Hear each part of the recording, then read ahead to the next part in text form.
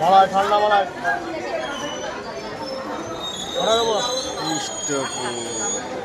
ঠান্ডা মালায় ঠান্ডা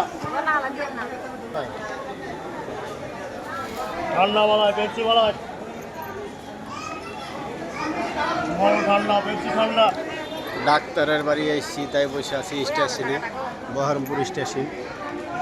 ডাক্তারের বাড়ি এসে অপারেশন করার কথা চলছে। 10,000 টাকার ওষুধ নেওয়া হইলো, এটা সেটা করে ডাক্তার দেখে ওষুধ দিয়েছে। 10,000 টাকা হলো আজকে। দেখা যাক, অপারেশন করতে চাইছে এমনি কি বলছে।